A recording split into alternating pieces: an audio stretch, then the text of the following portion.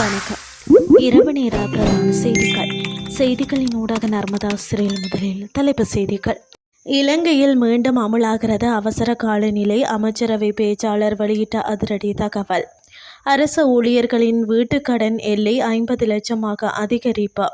ஈரானின் நடவடிக்கைகள் ஆபத்தான பதற்றம். அமெரிக்கா மற்றும் வளைகுடா நாடுகள் கண்டனம். இனி விரிவான செய்திகள். நாட்டில் நிலவும் தற்போதைய அசாதாரண சூழ்நிலையை கருத்தில் கொண்டு அவசர கால நிலையை மீண்டும் நீடிப்பது குறித்து அரசாங்கம் கவனம் செலுத்தி வருவதாக அமைச்சரவை பேச்சாளர் அமைச்சர் நலிந்த ஜேதிச தெரிவித்துள்ளார். இன்று அரசாங்க தகவல் திணைக்களத்தில் நடைபெற்ற ஊடகவியலாளர் சந்திப்பின் போதே அவர் இதனை உறுதிப்படுத்தினார். டிட்வா சூறாவளியினால் ஏற்பட்ட அனர்த்த நிலைமைகளை தொடர்ந்து பிரகடனப்படுத்தப்பட்ட அவசர கால நிலை கடந்த பிப்ரவரி 28ஆம் தேதியுடன் நிறைவடைந்தது. அது நீடிக்கப்படாததால் அத்தியாவசிய சேவைகள் ஆணையாளர் நாயகத்தின் அதிகாரிகளும் செயலிழந்திருந்தன.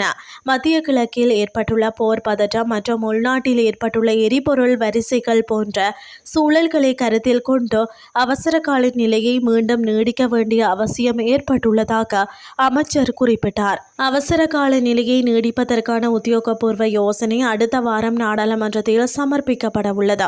எரிபொருள் விநியோகம் மற்றும் ஏனைய அத்தியாவசிய சேவைகளை தடையின்றி முன்னெடுப்பதற்கும் சட்டவிரோத எரிபொருள் சேமிப்புகளை தடுப்பதற்கும் இந்த அதிகாரம் அத்தியாவசியமாகிறது என தெரிவித்தார்.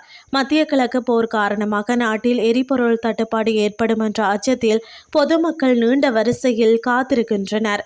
அவசர கால நிலை மீண்டும் அமுல்படுத்தப்பட்டால் அத்தியாவசிய சேவைகள் ஆணையாளர் ஊடாக எரிபொருள் விநியோகத்தை அரசாங்கம் மீண்டும் தனது நேரடி கட்டுப்பாட்டிற்குள் கொண்டு வரும் என எதிர்பார்க்கப்படுகிறது. அரசு ஊழியர்களுக்கு சலுகை வட்டி விகிதத்தில் வழங்கப்பட்டு வந்த வீட்டு வசதி மற்றும் சொத்து கடன்களுக்கான அதிகபட்ச எல்லை அதிகரிக்கப்பட்டுள்ளதாக தகவல் வெளியாகியுள்ளது. அதன்படி குறித்த கடன்களுக்கான அதிகபட்ச எல்லை 50 லட்சம் ரூபாய் வரை அதிகரிக்கப்பட்டுள்ளதாக தெரிவிக்கப்படுகின்றது. இந்த புதிய நடைமுறை 2026ஆம் ஆண்டுக்கான வரவு செலவு திட்ட முன்மொழிவுகளுக்கு அமைய நேற்று முதல் நடைமுறைப்படுத்தப்பட்டுள்ளதாக குறிப்பிடப்படுகின்றது.